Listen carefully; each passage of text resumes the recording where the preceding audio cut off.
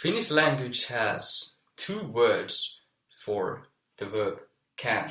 Like in English, we have I can, you can, he can, but it's not he cans with the S. It should be, but the can is lacking a few modes. That's why it doesn't have the S there. But the alternative which we have is to be able to.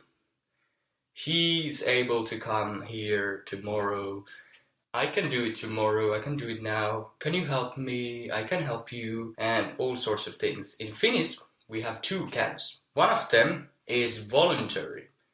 So if you're asking, can you speak English? You can either ask, do you have the skills to do it? Or do you want, in a sense of voluntary can, do you want to speak English? Or can you speak? Do you have the skills?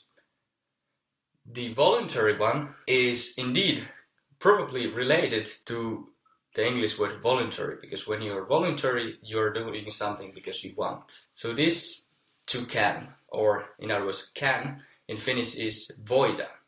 V-O-I-D-A. And what do we have there? If you take a look at what very familiar thing can we find in this verb? In voida. Voida, yes. What like? Take the V off, and what do you have there? Oida. Yes, and O-I-D-A. yes.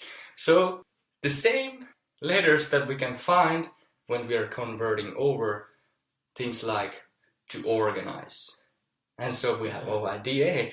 So who knows, maybe this verb has joined Finnish through some other language. So we can think about it as voluntary can. It's possible that it's related to the word voluntary in some way. It's just like the V from the word voluntary, and then we are adding the thing that we are always having. So this is the way to remember it and really internalize it. How would you say, I can speak English, and now we're talking about voluntary can?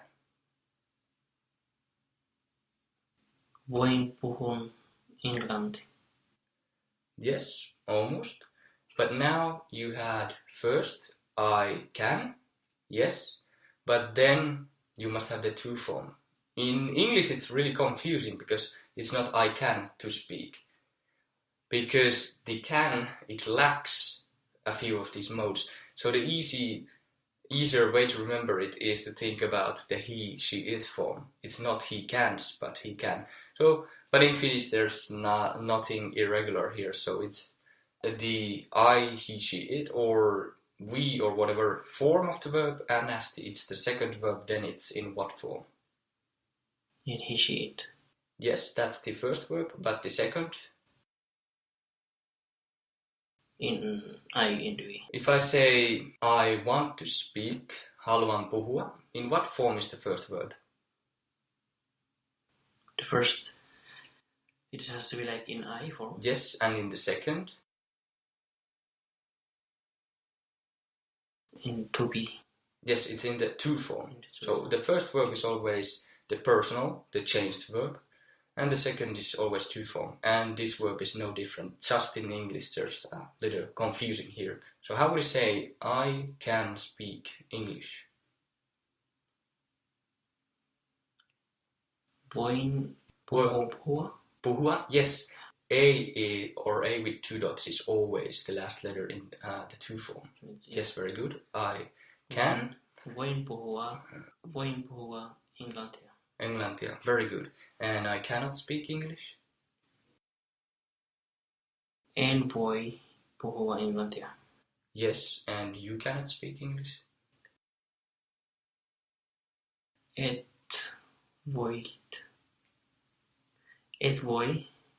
puhua englantia. Very good. And we can speak English? Me voimme puhua englantia. We cannot speak English? Me emme puhua englantia. Me emme voi puhua englantia. Yes, very good. How would you say, I can speak Italian?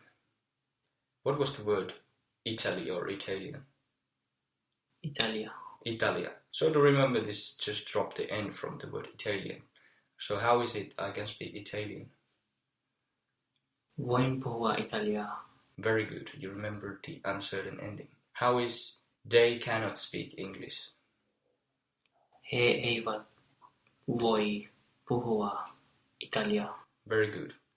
Now we have learned the voluntary version of can. And we can think V from voluntary and then the ending that we have always added.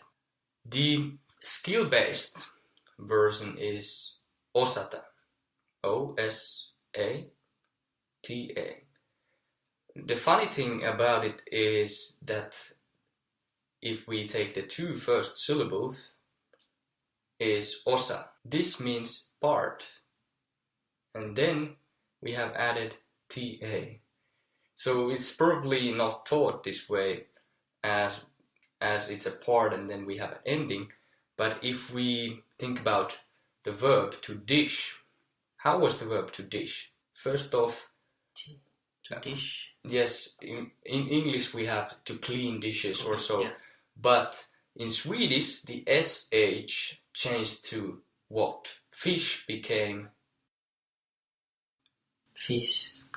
fisk. Yes, the SH became SK. So how would be to dish in Finnish? Disk. Yes, but now what do we have always in the ending of all two forms? A or A dot dot. Yeah, which one is it? It has to be A. Yes, how is it? Tiska. Tiska. In this case, now we are going to add another syllable, which is ta. Tiskata. So in Swedish, it's tiska. And usually when the verbs have joined Finnish through Swedish, they have the Swedish version, but just ta added to it. So similarly, it's possible that some genius person created the skillful can osata from the word part, osa, and then adding what? Ta. Ta, yes. The verb to play, how is that? Pelata. Here we have ta again. In Swedish it's spela. What has happened? We removed the S. Yes, because of two consonants at the first syllable.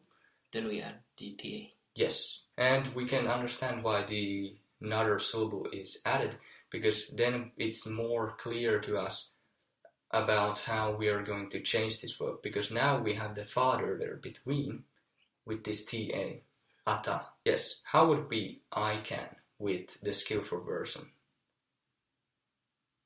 Osan. Osan, and you can, Osat. and I cannot. En osa.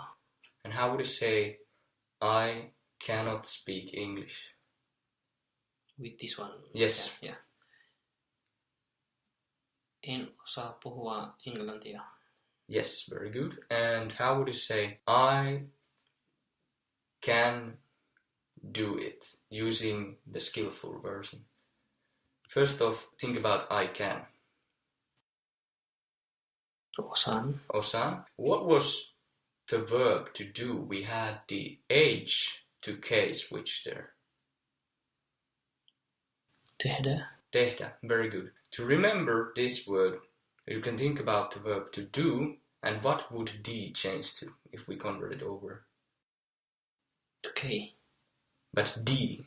To T. Yes, it would harden. Yeah. So there's two ways. You can think about, it had the H to K switch, and if we would convert the English word, we would have D changing to T. It started with T, tehdä. And if you then remember that it had the black sheep ending, the DA with two dots or DA ending that behaved a little differently, there's already three ways to remember this verb. So whatever way or whichever way you ever use that you maybe figure out yourself can easily help you remember it a lot better. Just trying to remember it can be really frustrating. If you can figure out some kind of hook or so to help you remember these things, it's a very helpful thing.